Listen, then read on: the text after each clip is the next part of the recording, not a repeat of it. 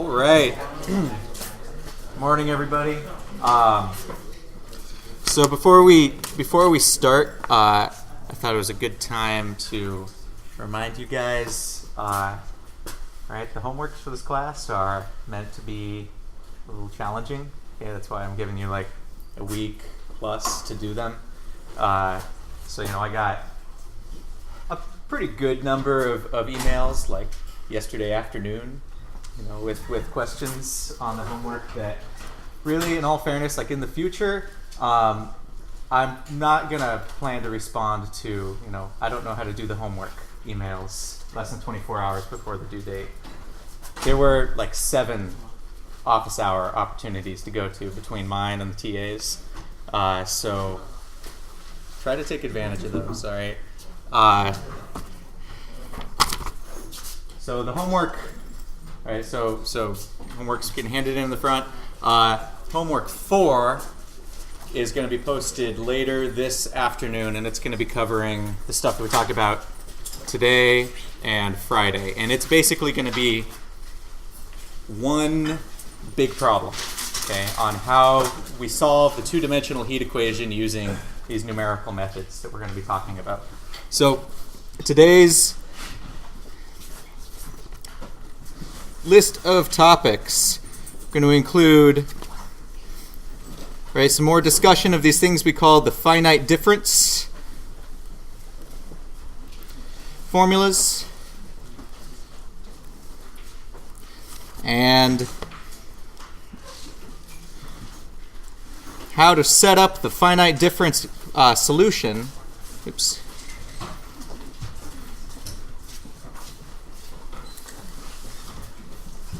(2D) heat equation. We'll call this part 1 because this is going to be sort of a long discussion of how we put together this big problem. So, as I mentioned in the last lecture, and we'll recap this, right? The finite difference formulas are a numerical approach that allow us to turn derivatives or first and second derivatives into algebraic expressions that are a lot easier for us to handle using a computer. Okay. So, to sort of recap where we stand first. So the two-dimensional heat equation, right? Let me make that a little smaller. We've got the 2D heat equation, which says rho c dt is equal to k d squared t dx squared e y squared plus q dot. Right? Looks a lot like our one-dimensional heat equation, except that now we've added in a second coordinate direction. If we assume steady and no heat generation, then this turns our equation into squared t x squared plus d squared t dy squared equals 0, because we're able to cancel out that term and that term. All right, and then we factor out the k. This is a special equation known as Laplace's equation, and it is everywhere in science and math. But this is also, right, as I mentioned, this thing called a partial differential equation, which you may have crossed paths with before in your differential equations classes. You might have discussed these, but I doubt you probably didn't get much into the solution of partial differential equations, right? I'll take that as a no. So it's a partial differential equation, and it requires, because we have a second derivative in the x and in the y direction, the idea is if we were magically, right, let's say we eliminated this term, we have our one-dimensional heat equation. It requires 2 boundary conditions in the x direction, right? Similarly, if we were to eliminate the x variation, we'd end up with something that requires 2 boundary conditions in the y direction. And so what this tells us is that when we have the two-dimensional case here, we require two boundary conditions in each coordinate direction. So we talked about, two BCs required in X and in Y. So the idea is if we had our sort of our square plate or a rectangular plate where there was some temperature distribution, the idea is we need to say something about the temperature, two things about the temperature going in this direction and going in this direction. In the case we're going to be talking about, that is saying the temperature here and here are known for the X boundary conditions, and temperatures here and here are known for the Y boundary conditions. All right.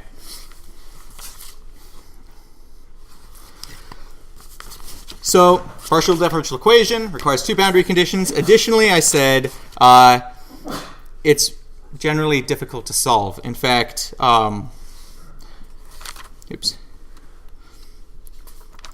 solvable by hand for only a limited number of cases. So, since it's not our job in this class to solve this equation by hand, we turned to first this thing called the shape factor method, right? Where I said people that have more time on their hands than us have gone through and they've actually solved this equation for a bunch of, or for about as many cases as there are solutions, all right? And they've compiled those results into a table and formatted them in terms of this so-called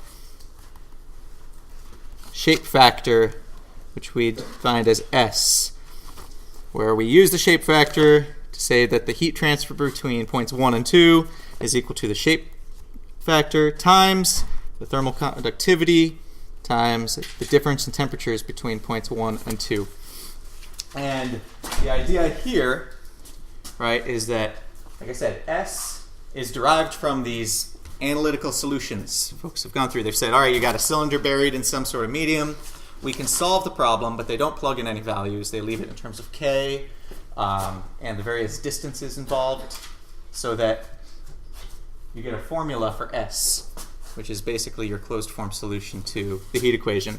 So this, right, is useful when we're not concerned with the useful when our primary interest is the net heat rate, Q12, right, between 2 points. We're not so interested in this shape factor solution if we want to know the detailed temperature distribution, okay, because it doesn't give that to us. It's sort of like the resistance analogy in that it allows us to get what is generally of most interest with a minimum of effort.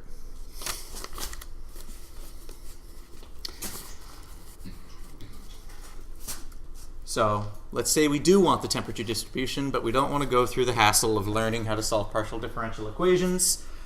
This is where I said we turn to these things called numerical methods to solve.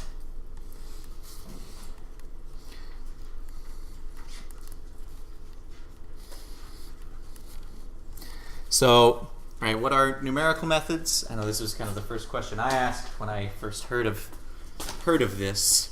I thought it was sort of a stupid name. I was like, what else are you going to use to solve problems? Art history methods. But the idea with numerical, right, as approach to some other type of method is this idea that we can take continuous systems, right, derivatives, integrals, these things that have to be defined over a continuous space, and we can turn them into a collection of discrete points that we assign numbers to, okay, numerical values. So it takes a continuous thing, like a differential equation, and turns it into an algebraic system. So instead of d dx, you have some sum of 0.1 plus 0.2 plus 0.3 plus 0.4, each weighted by some individual coefficient. So the idea here is that we can ditch the differential equations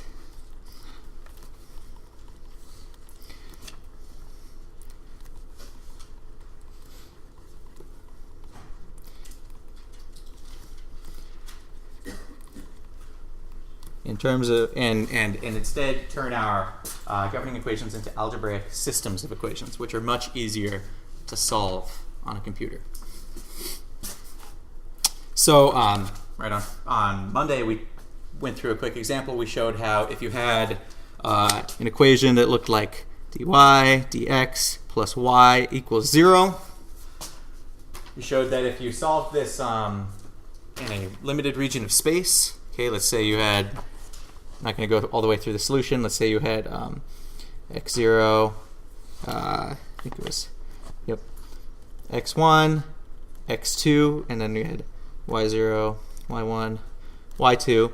We showed that if you knew one boundary condition, that is the temperature at this point, or y at this point, that you could use these things called finite difference formulas to turn this into a system of 3 equations, okay, that were easy to solve by substitution or by matrix inversion, or whatever method. So the gist of the rest of this week is going to be doing this to our heat equation, taking that simple yet difficult to solve second partial of t and x plus second partial of t and y equals 0, right?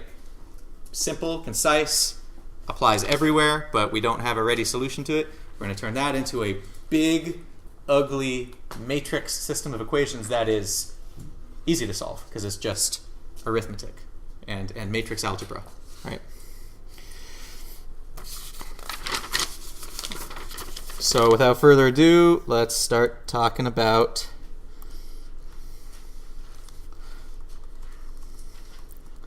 the finite difference approach for the two-dimensional heat equation.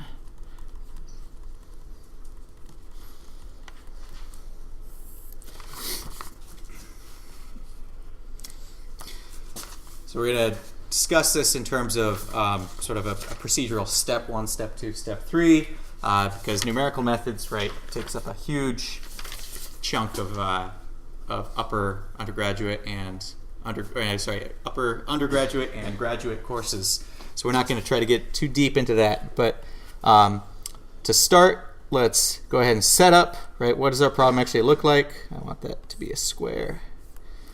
There we go. So to remind you all, right, we've got basically this square plate inside of which we have our governing equation, t squared equals 0. And then we're going to assume that the 4 boundaries, so we've got x, we have y, and then we're going to assume that we know the temperatures at all 4 boundaries. That is, over here we have t, called TEB for t east boundary, t south boundary, t west boundary, and t north boundary.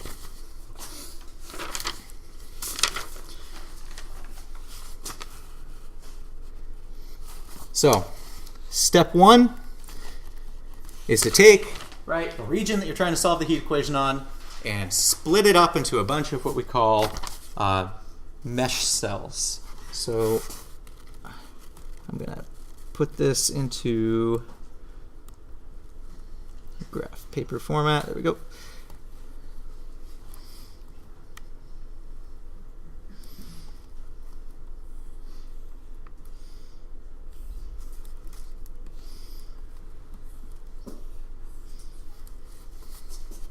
Come on. I'll just draw it.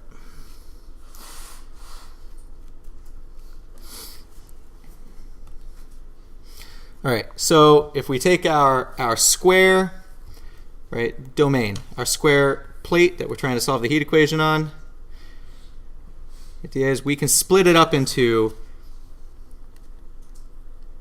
4 elements in each direction, okay? So we draw this crisscrossing network of mesh lines. We're going to call each subdivision, call this delta x, and we'll call this delta y. And that is a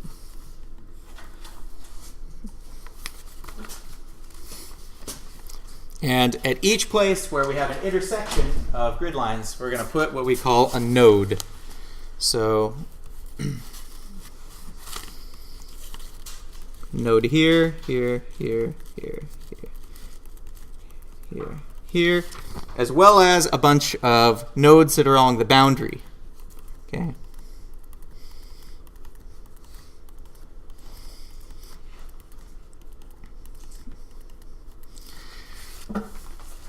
So this step is called discretizing your domain. What you've done is you've taken a continuous plate and you've turned it into a collection of 5 points in each direction.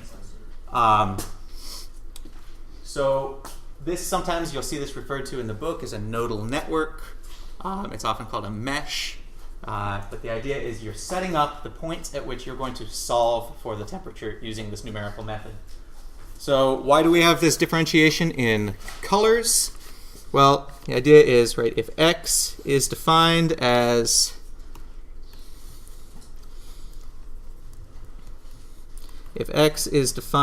a node, we've got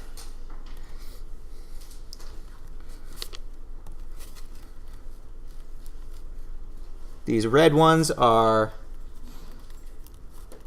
boundary nodes where the temperature is known because we have fixed it based on a problem set up here where we have either the east boundary, west boundary, south boundary, and north boundary temperatures. And then the let's say that the black nodes here, we'll call this interior nodes,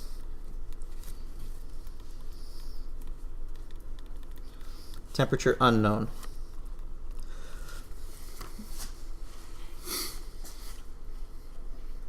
So once again, over here we've got all the red nodes on this side. We have T east boundary, T south boundary, T west boundary, and T north boundary. Okay. A couple of notes that we're going to want to observe here. That we're going to assume, this example in particular. This isn't the case for all finite differencing, but for the problem we're going to be solving here, assuming that we do know T at all boundaries. If you don't know the temperature itself, maybe you know a convective boundary condition, which means you're going to have to set up the problem a little bit differently, but this is a good way to illustrate the method. We're also going to assume that delta x and delta y are constant. That is, that the spacing between lines doesn't change throughout the domain. And finally, we're going to assume that delta x and delta y are the same. In other words, our mesh is made up of a bunch of square elements.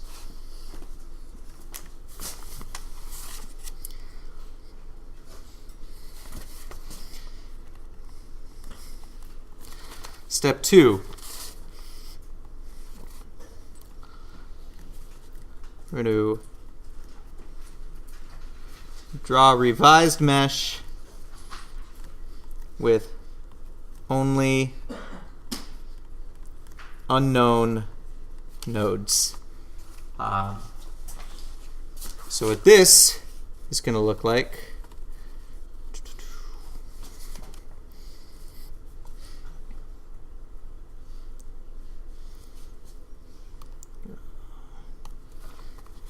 it's basically just the interior blue lines and black nodes we have there. So let me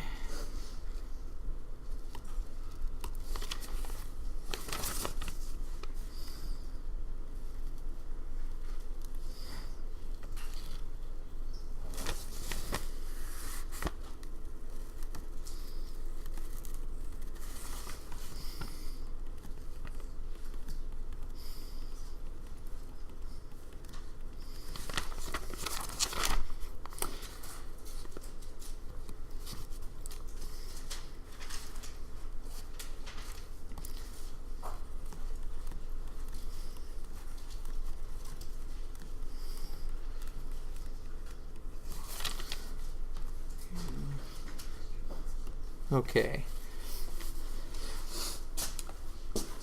So drawing it this way, right, we're including the x's are, again, the points we're going to be solving at, whereas the red dots denote points where we already know the temperature. So we're including those simply so we can write in the known value at each of those red points. And actually, I'm going to blow this up a little bit because we got to annotate it in a second. All right. So out here we've got, right, we have eastern boundary temperature, T, E, T, B, T, northbound, T, north boundary, T, boundary, and T, south boundary.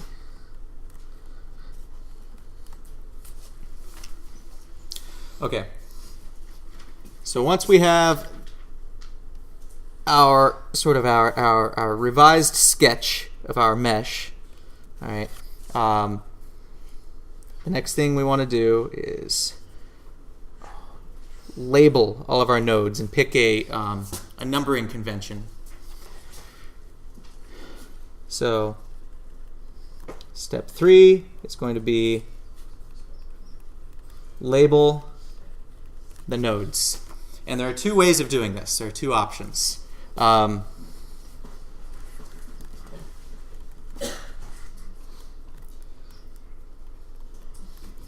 You can adopt what's known as this indicial notation, where you say that each point is given a temperature T sub ij. In other words, you start down here at the lower left. You say this is 0.11. This is 21, 31, right?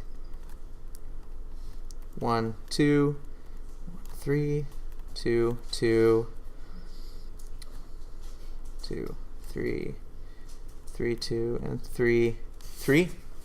Okay, which leads to a 2D matrix of temperatures.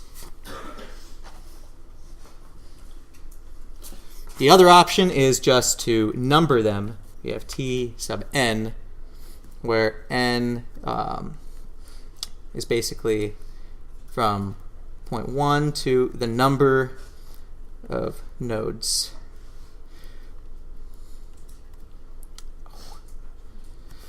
In other words, you start down here, lower left, you say 1, 2, 3, 4, 5, 6, 7, 8, 9.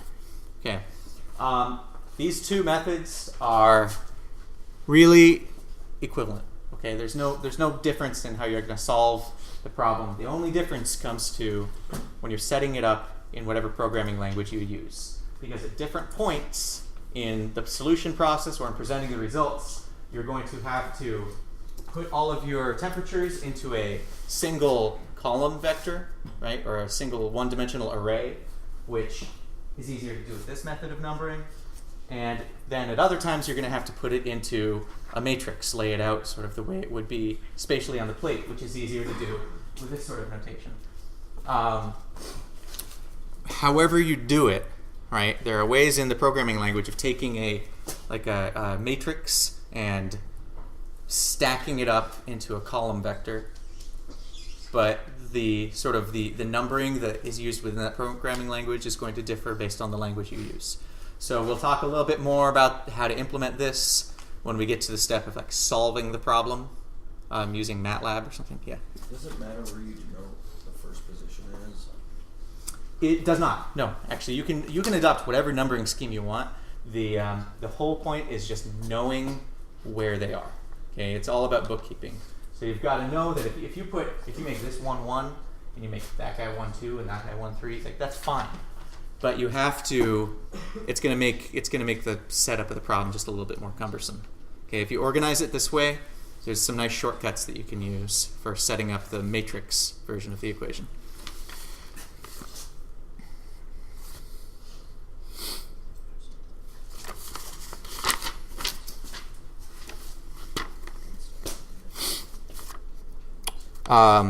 So I just want to stress that whatever numbering scheme you use, just know where your programming language, like if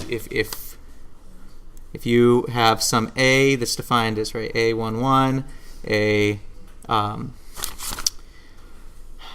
say A12, A13, like this is the way that MATLAB numbers things. A21, A22, A31. That if you put it into a column version or a column format, it's going to say A11, A21, A31, and then A12,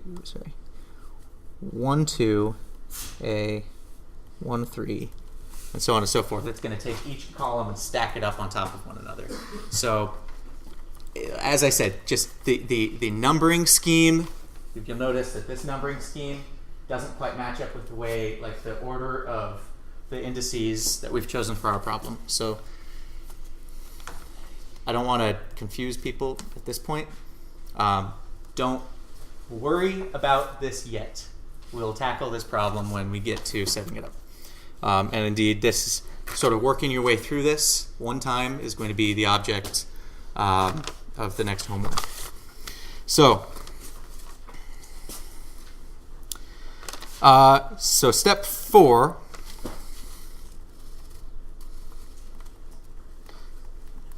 is going to be, so we've discretized our geometry. Okay, so step 4 is going to be discretizing our governing equation.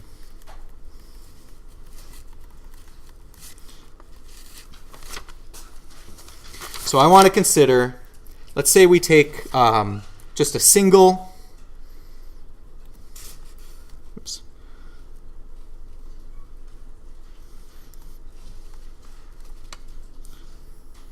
say we take a single node in our mesh.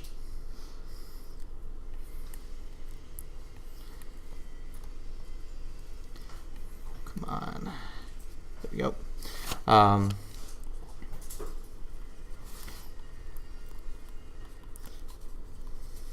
And of course, this node is going to be surrounded, right? So we'll assume that it has nodes around it as well. And our numbering scheme that we're going to adopt here is we're going to say this is T M N, and this is T M N minus 1. We've got T M plus 1 and T M minus 1 and T M N plus 1. So M denotes, right, the column that we're in, and M denotes the row. So if we want to compute the derivatives, right, this is what goes into our governing equation, or the heat equation, is we've got second derivatives. So how do we approximate the second derivatives at a point? We're going to focus our attention at this center node, Mn. We have, right, we talked about these on Monday. We have these things called finite differencing formulas that allow us to estimate the first derivative via one of two methods. We say m plus 1 n minus t mn over delta x, which is known as forward differencing. So basically it's saying take this value minus this value divided by the distance between them. Right? Pretty straightforward.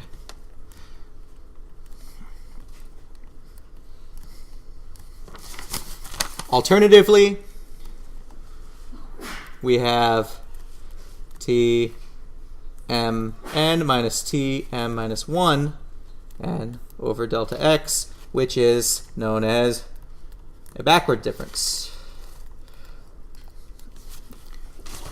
This value minus this value divided by delta x. It's again, so we're doing sort of a linear slope approximation. So here, let's go and write this.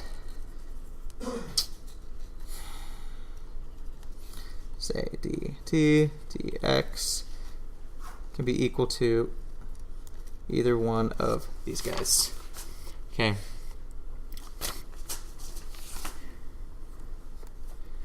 d squared t dx squared. So the second derivative then, we would say, generally we say dt dx using the forward differencing formula minus t dx using the backwards differencing formula over delta x. So it's basically saying, what's the estimated first derivative here? What's the estimated first derivative here? What's the derivative of those quantities? Okay, so what this works out to then is t m plus 1 and minus t mn over delta x plus, minus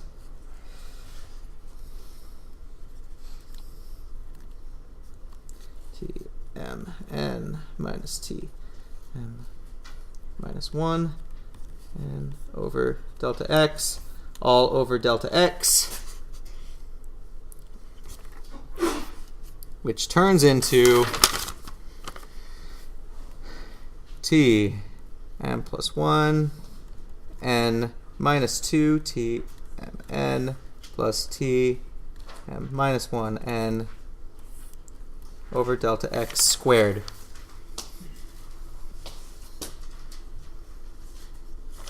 Okay. So this is right. So this is d squared t dx squared, and this is known as a centered or central difference formula for the second derivative.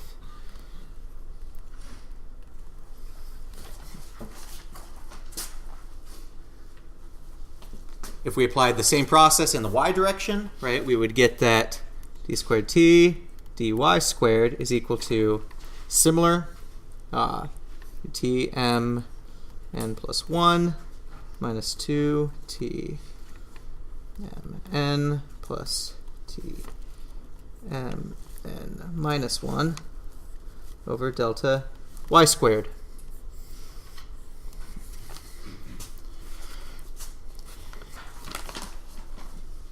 So at this point, right, we have ways of writing our second derivative in x and our second derivative in y at this point, right, this center point, using only the values of the points around it. Okay, this is the magic of numerical methods, is we've taken a second derivative and turned it into a sum of different values.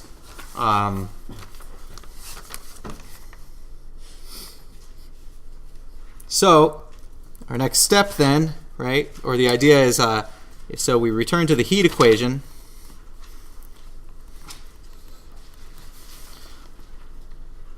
We can say then that for a given point, right, so d squared t dx squared plus d squared t dy squared equals 0, then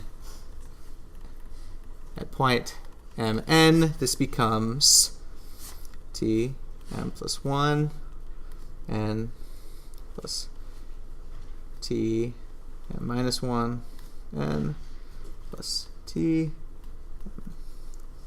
m plus 1 plus t m n minus 1 minus 4 t m n all over h squared, where we've decided that, right, at the beginning of the problem we went ahead and we said that delta x is equal to delta y. Well, we're just going to go ahead and give that a value of h, where h is the spacing. Okay. So by adding those two things together and saying that delta x and delta y are equivalent, we can combine both of those center difference approximations into one statement. So we have this equal to 0, and then finally we can rearrange it to make it a little bit prettier, and multiply by h, we end up with t m n minus 1 plus t m minus 1 n minus 4 t m n plus t n plus 1 and t m plus 1 n equal 0. All right. So the idea here is we now have some equation. Okay. If we wrote this equation at every single point where we don't know the temperature, that is, if we find Tmn at each of those 9 interior grid points that we set up, we would have 9 equations for 9 unknowns, right? So it makes it a solvable system. The issue is in, what the problem is that we're going to have to figure out how to set that up in a matrix form and deal with the boundary points, which are going to show up in these n minus 1 and n minus 1, n plus 1, and n plus 1 temperatures. Okay. Because every single point that we want to write this equation at has to look at its neighbors. This is what's called a numerical stencil. A stencil describes the space required in order to estimate some derivative. And so the idea here is that for points that are near the edge, the stencil has to include the edge.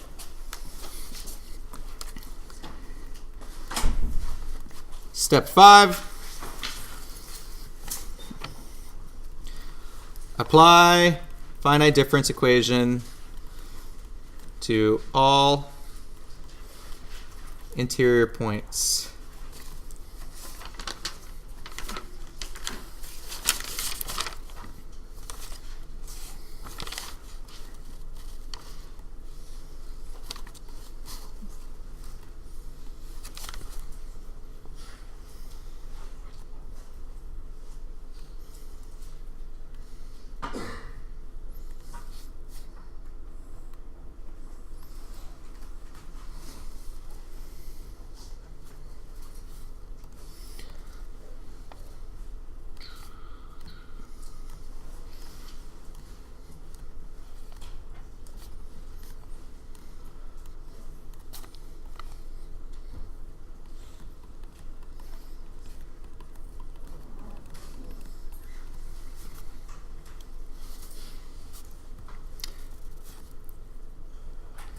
Okay, so once again, we've got, I'm going to enlarge this one more time.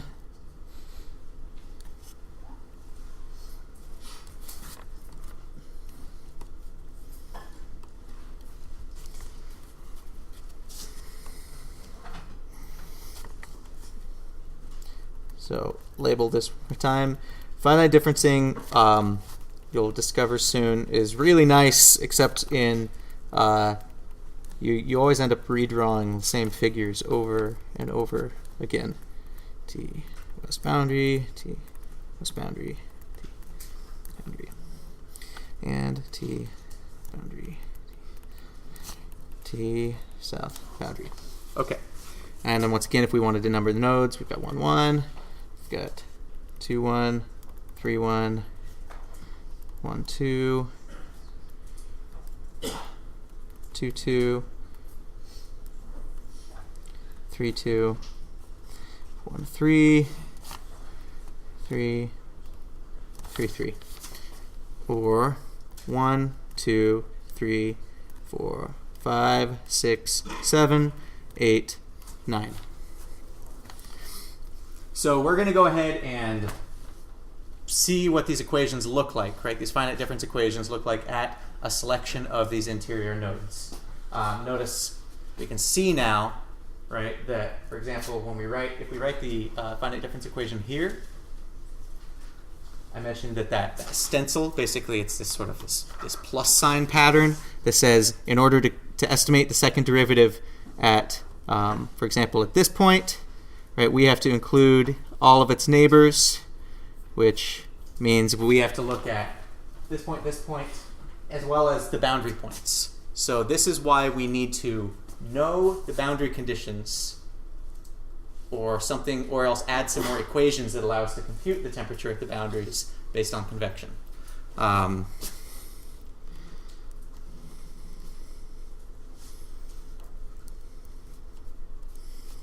Okay, so let's say at point 1, 1, or node 1, right?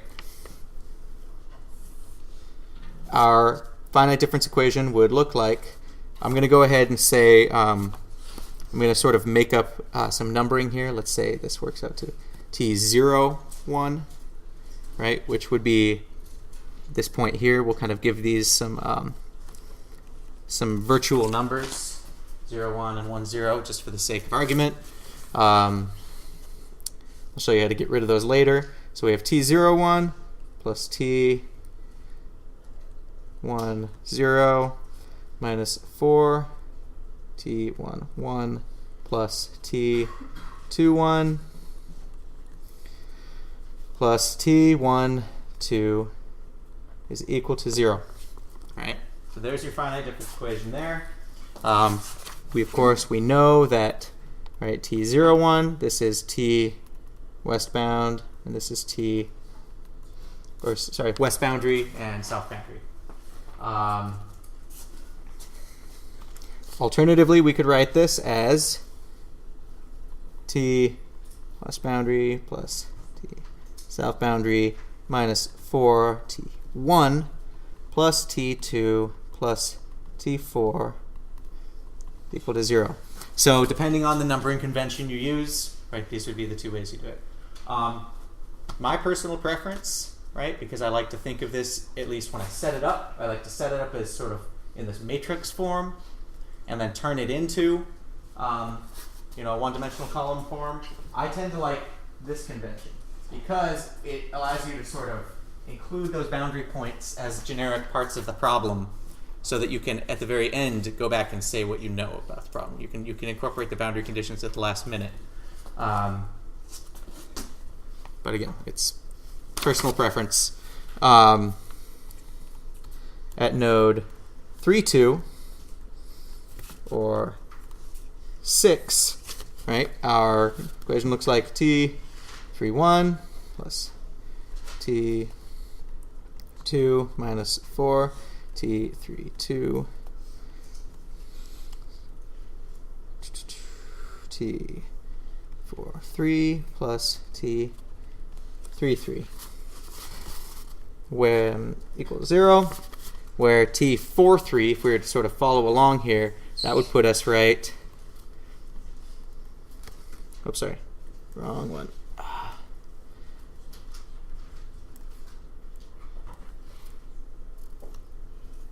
That should be t4, 2. My mistake.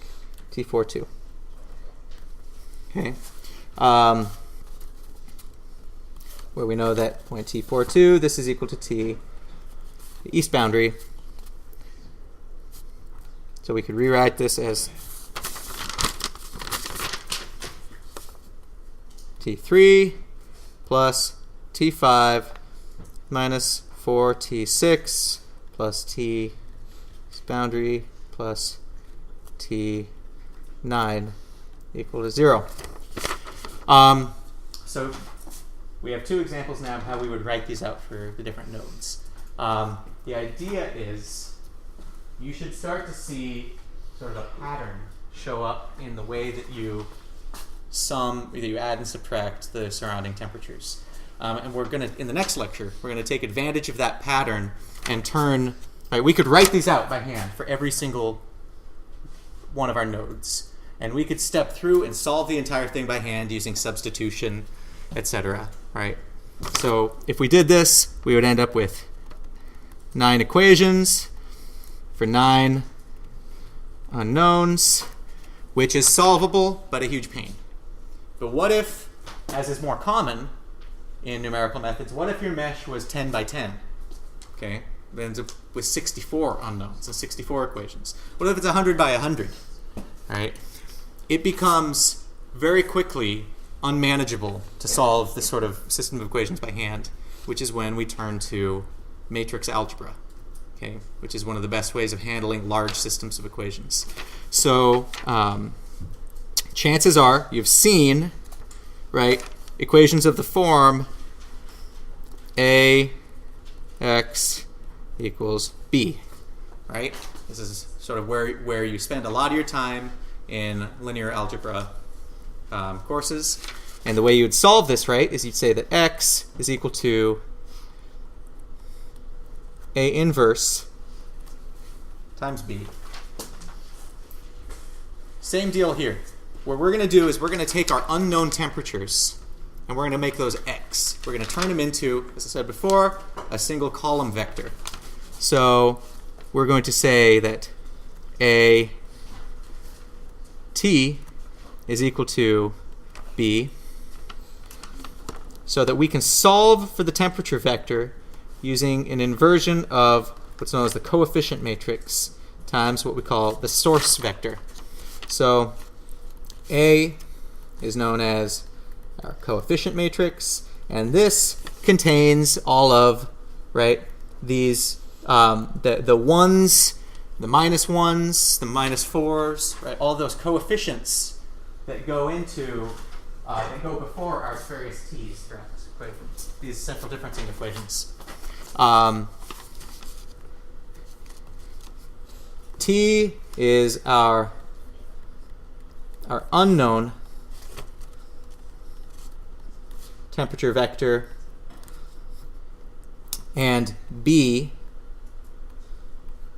we'll go ahead and give these bars, is known as our source vector, and this contains our boundary conditions. Okay. So some of you that have been through like the process of turning a system of equations into a matrix before might be seeing some linkages here, might be seeing some of the ways that we might set this up. But the topic of Friday's class is going to be generalizing this process so that you can make a matrix system of equations that obeys this sort of finite differencing relationship for however many points you want to include in your mesh. Okay. Ideally, you could make a mesh of 1,000,000 by 1,000,000 points. I wouldn't recommend it, and solve at a very, very fine discretization in space. But once you set up that coefficient matrix and you implement your boundary conditions in B, right, it is that the solution will give you an approximation of the temperature at every single one of these X nodes. Okay, so we're taking, right, the broad strokes idea here is taking a differential equation that applies everywhere. Okay, it's continuous, and turning it into a system of algebraic equations that gives you an approximate solution at a discrete number of points. So that wraps up today. I'll see you guys on Friday. Keep an eye out for the fourth homework, which I'll post sometime this afternoon.